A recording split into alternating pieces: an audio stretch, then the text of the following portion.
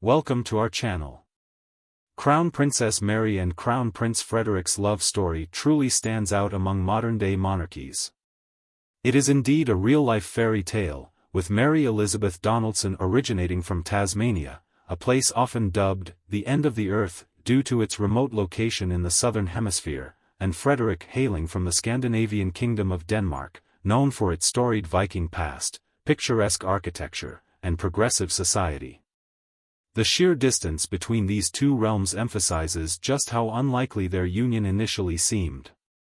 For centuries, European royal alliances were sealed for reasons of politics, economics, and influence, often through arranged marriages with other royal or aristocratic families.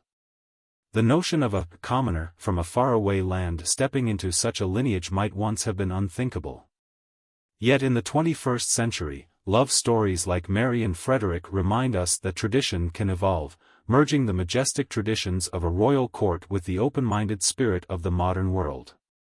It is also worth noting that the monarchy in Denmark is among the oldest in the world, with strong cultural and historical ties that form part of the Danish identity. Engaging directly with the public is crucial to the Danish royals' popularity and continued relevance. Over time, Frederik and Mary's story, from that first chance meeting to their wedding, children, and public roles, would become emblematic of an approachable, contemporary monarchy. When we first imagine the contrast, Mary on the rugged shores of Tasmania, a place known for wild landscapes, rich biodiversity, and an easygoing Aussie ethos, versus Frederik in the polished realm of Denmark, surrounded by centuries of royal protocol, we might think these two worlds could never reconcile. And yet, their meeting sparked a bond that exemplifies the power of genuine connection and modern mobility. Denmark's monarchy. In historical context, the Danish monarchy dates back to Viking kings such as Gorm the Old and Harald Bluetooth in the 10th century. Over time, it evolved into a constitutional monarchy, especially after the Danish constitution was signed in 1849. The accession of Queen Margrethe II in 1972 marked the beginning of a modern era, where the monarch rules largely as a symbolic and unifying figure. By the time Mary entered this institution, it was well adjusted to modern democratic values. The Danish royal family maintained strong bonds with the public, seen in traditions like Queen Margrethe's televised New Year's speech and the open-air balcony appearances on special occasions. This environment likely eased Mary's transition, as Denmark's royalty is generally seen as accessible, with less emphasis on rigid formality than might be found in some other courts. Mary's respected image and a different royal culture in Europe's grand sphere of royals, public fascination with fashion is especially strong. Monarchies have historically set trends, from the elaborate gowns of Queen Marie Antoinette in France to the simpler, more modern looks favored by contemporary royals. Crown Princess Mary is often placed in the same style conversation as Queen Letizia of Spain and Catherine, Princess of Wales, both of whom are renowned for their mix of regal poise and accessible, fashion-forward choices. While Mary might not achieve the same global headlines as Catherine, whose every outfit often breaks the internet, she commands a dedicated following. Danes admire her for her impeccable style, a balance of Scandinavian minimalism with occasional bold color, and her personable demeanor. Crucially, her popularity extends beyond her style. It's her ability to interact with citizens, her charitable engagements, and her willingness to speak Danish fluently, despite it being a notoriously challenging language to master, that truly endear her to the public. Mary's sweet appearance and gentle personality also distinguish her from the more formal or tradition-bound images some might associate with royalty. In Denmark's more egalitarian society, approachability is prized. Mary's open smile and readiness to engage with the public reflect a monarchy in step with contemporary values. This personable quality has also made her a favorite among other European royal circles, where she's admired for bringing a fresh Australian warmth to the often solemn corridors of palaces and formal events. A striking point here is the warm reception Mary received in Denmark. Often, the British royal family is used as a benchmark for how tough the scrutiny can be on newcomers. The British tabloids are famously relentless, but Danish media is generally more subdued, focusing on substance rather than sensationalism. This difference in media culture significantly impacted Mary's early experiences as a royal-to-be. In the UK, one might expect intense speculation about everything from the newcomer's fashion sense to her background, accent, and family history. By contrast, the Danish press took a more celebratory stance, highlighting Mary's endearing qualities, her schooling, and her willingness to embrace the Danish way of life. This acceptance likely helped her transition into royal responsibilities with fewer public battles, enabling the Danish populace to appreciate her authenticity without overwhelming gossip. This warm welcome also reflects how Denmark's monarchy, despite its ancient lineage, manages to remain relatively down-to-earth. Danes often refer to their royals by their first names, a reflection of a more informal, friendly relationship between ruler and subjects. Seeing Mary in modest attire, making genuine attempts to speak Danish, and cheerfully taking on public appearances endeared her to citizens. The openness of her spirit dovetailed perfectly with Denmark's social ethos, which values humility, consensus, and community welfare. Mary Elizabeth Donaldson's background. Born Mary Elizabeth Donaldson in 1972, she was raised in a stable, intellectually oriented family in Tasmania. Her father's position as a university professor and her mother's career at the same institution provided a secure, academically rich environment. The youngest of 4 siblings, Mary enjoyed a relaxed upbringing reflective of Australian values, a blend of open skies, friendly community, and a no-worries attitude. Australia, particularly Tasmania, is known for its close connection to nature. The island is full of national parks and wildlife, from wombats and Tasmanian devils to breathtaking coastal scenery. This environment instilled in Mary a love for the outdoors, evident in her continued passion for sports like field hockey and swimming. Such an active, adventurous spirit would later contrast and complement her entry into the more formal, tradition-laden world of a European monarchy. Her initial pursuits, commerce and law at the University of Tasmania, didn't foretell any brush with royalty. In fact, she seemed headed for a fairly conventional professional path, possibly in marketing, advertising, or law. Yet fate stepped in. The year 2000 was just on the horizon when an event half a world away would change the trajectory of her life, the Sydney Olympics. The distance between Tasmania and Denmark. One of the most fascinating aspects of this love story is the literal and cultural distance between Tasmania and Denmark. If you look at a globe, you'll see that the distance is enormous, nearly halfway across the Earth. Tasmania's relative isolation often gives its residents a reputation for being deeply connected to their local community and natural environment. By contrast, Denmark, while small, is densely populated, historically significant, and sits at the crossroads of Northern Europe. Bridging such a vast gap was not simply a matter of physically traveling 20 hours by plane. It also involved navigating different climates, customs, and languages. Danish, for one, is known for its challenging pronunciation. Even among Scandinavian languages, it's considered tough to master. Meanwhile, Mary's Australian English, with its distinctive accent and colloquialisms, was worlds apart. Yet modern technology, from international phone calls to the newly blossoming potential of the Internet in the early 2000s, allowed these two individuals to nurture a relationship despite the miles between them. This transcontinental dynamic sets Mary and Frederik romance apart from many other European royal stories, where the couples might be from neighboring countries or share a broader aristocratic circle. Here, we see an example of globalization at work, an Australian professional and a Danish prince finding love in an era where geographical boundaries are no longer insurmountable obstacles to meeting, connecting, and eventually marrying. Crown Prince Frederik, Royal Spotlight and Identity. Crown Prince Frederik Andre Henrik Christian was born on May 26, 1968, a much-celebrated event in Denmark. As the firstborn son of the then Crown Princess Margrethe, later Queen Margrethe II, and Prince Henrik, Frederik essentially grew up with the weight of the crown on his shoulders. Denmark, being a constitutional monarchy, entrusts the monarch with certain ceremonial and representative duties, so every move of the crown prince was scrutinized. His father, Prince Henrik, born Henri de Laborde de Montpezat in France, brought a continental flair to the Danish court. He had an appreciation for literature, poetry, and the arts. Queen Margrethe herself is known to be deeply artistic, taking interest in painting, illustration, and costume design. Both parents likely hoped Frederik would follow in similar footsteps. Yet, as the text explains, Frederik had a more introspective nature. Growing up in the public eye can be a double-edged sword. While it assures you of status and opportunity, it also curtails your personal freedom.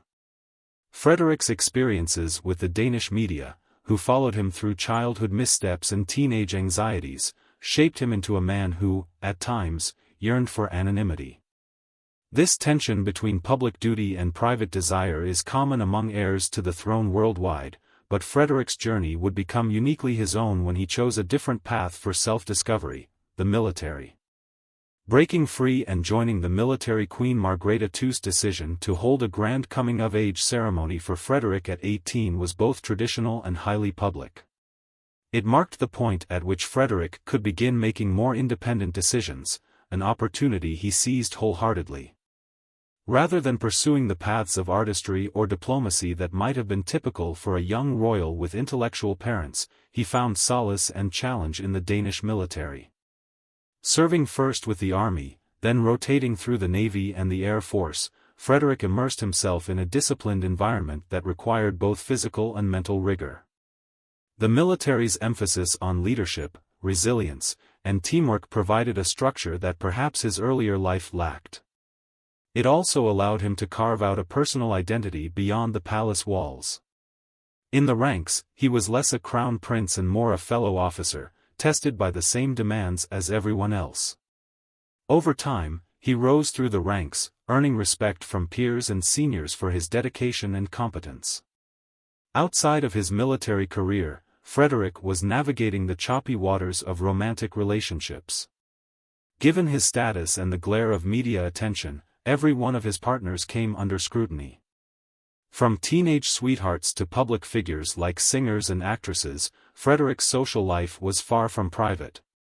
However, not all of these relationships were warmly embraced by the royal household.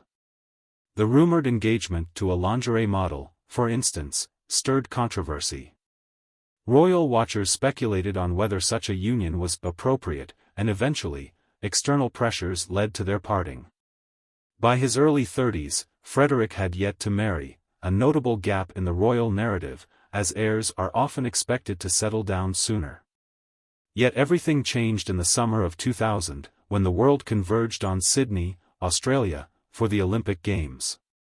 The 2000 Sydney Olympics and their first encounter in the year 2000, during the Summer Olympics held in Sydney, Frederik, along with other close European royal family members, flew to Australia. Among them were Frederik's brother, Prince Joachim, Prince Felipe of Spain, and Prince Nikolaos of the Greek royal family. In a place like Australia, especially when the entire nation was celebrating the Olympics, nobody treated the princes from Europe with anything less than admiration. One night during the competition, these princes enjoyed a rare moment of relaxation at a local bar. As they were drinking and chatting, a group of attractive local girls at the adjacent table successfully caught their attention. It wasn't just because the girls were beautiful but also because of the topic they were discussing: what kind of men are the most charming, those with smooth chests or those with dense chest hair? Typically, in Western countries, the prevailing aesthetic is that men with chest hair are considered sexier. However, one of the girls at the neighboring table boldly exclaimed, "I like men without chest hair, smooth to touch." This statement caught Frederik's attention, and he stood up, lifting his t-shirt.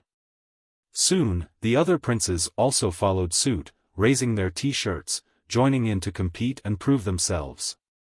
The girls were unabashed, not only looking at the princes' chests but also casually touching them. In the end, the girl who preferred smooth chests declared Frederik as the winner. They engaged in lively conversation until 3 in the morning, and Frederik, satisfied, took the girl's phone number before leaving the bar. Unsurprisingly, that girl turned out to be the future crown princess of Denmark, Mary. Early relationship and a family crisis. Frederik was quite experienced in matters of the heart. The next day, he called Mary, and they immediately started the routine of daily phone conversations. Even though they came from opposite ends of the earth, it seemed like they had a multitude of topics to chat about. However, before they could arrange another date, Frederik received news from Denmark. His grandmother, Queen Ingrid, was critically ill, awaiting his final visit.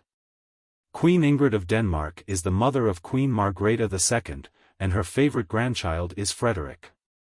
Due to his strong-willed parents, Frederik often sought refuge under the protection of his grandmother, enjoying the indulgence she offered. So, when he received the news of his grandmother's critical illness, he immediately halted all his planned activities in Australia and flew back to Denmark. By his grandmother's bedside, Frederik told her that he had met the girl destined for him. Overcoming distance and Mary's transformation. The subsequent story is one we are all familiar with. The playboy crown prince of Denmark, Frederik, wandered around for over a decade, finally completely captivated by Mary. They overcame all the challenges of a long-distance relationship and quietly sealed their commitment for a lifetime the following year. Originally working at an advertising agency in Australia, Mary secured a position in Paris in 2001, bringing her closer to Frederik.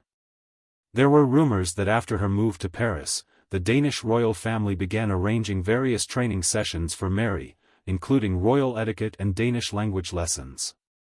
After a period of time, when she officially appeared as the crown prince's girlfriend, she was already transformed and hardly recognizable from before. Engagement, wedding, and royal roll. Queen Margrethe's approval in 2003 was a watershed moment. While Mary and Frederik had been dating seriously, the royal family's official blessing was essential. Queen Margrethe II, known for her forward-thinking yet deeply traditional stance, recognized that this union would rejuvenate the monarchy. Mary was a modern, educated woman from a completely different cultural background, and her entrance into the Danish royal family symbolized a bridging of continents and cultures. The wedding ceremony on May 14, 2004, took place at Copenhagen Cathedral, an event broadcast worldwide. Mary's choice to don the same veil once worn by Queen Ingrid and Queen Margrethe II forged a tangible link to Denmark's royal lineage. That deeply emotional moment when Frederik teared up at the altar became an iconic snapshot of the day, reminding observers that behind the pomp and ceremony stood two people very much in love. In the years following, Mary embraced her role as crown princess wholeheartedly. With the birth of Prince Christian, born 2005, Princess Isabella, 2007, and twins Prince Vincent and Princess Josephine, 2011, she helped secure the line of succession in a timely manner. The presence of grandchildren also softened Prince Henrik, whose earlier strictness towards his sons melted in the joy of grandfatherhood. Mary's continued refinement, physically, stylistically, and in her public engagements, became a source of admiration and inspiration. She stepped confidently into philanthropic roles, championing causes such as health, culture, and social welfare, while embodying the elegance expected of a royal consort. From local Danish designers to international fashion houses, her wardrobe choices consistently garnered praise, culminating in frequent recognition as one of the best-dressed royals in the world. Crown Prince Frederik's 50th birthday on May 26, 2018, Crown Prince Frederik celebrated his 50th birthday with a grand party hosted by the Danish royal family. Mary, at the party, delivered a heartfelt and humorous speech entirely in Danish as a birthday gift to her husband. The speech seemed to touch Prince Frederik deeply, and there appeared to be a hint of moisture in the corners of his eyes. The media's role in shaping public perception compared to the UK, Danish media outlets are typically less intrusive, focusing more on official engagements and positive stories rather than personal scandals. This cultural difference helped Mary avoid the hypercritical lens that some other royals have faced in different countries. That said, the Scandinavian press still pays attention to what she wears, says, and does, but it's done in a gentler, more celebratory manner. Mary's presence in the media is largely favorable. From her humanitarian trips to Africa on behalf of various charities to her appearances at international fashion events, the narrative is generally positive. She has cultivated an image of a hardworking royal, deeply committed to charitable causes, and a style icon who carries herself with grace. Their romance, once sparked by a spontaneous conversation in a Sydney bar, has evolved into a defining pillar of the Danish monarchy. Through the challenges of long-distance courtship, cultural shifts, and the demands of royal life, Crown Prince Frederik and Crown Princess Mary have shown a dedication to both each other and the people they serve. By balancing genuine affection with graceful responsibility, they've brought renewed warmth, style, and vitality to a centuries-old institution. We hope this glimpse into the royal love story of Crown Princess Mary and Crown Prince Frederik has illuminated just how extraordinary, and refreshingly human, royal love can be. Thank you for watching, and don't forget to like and subscribe for more stories from the world of royalty.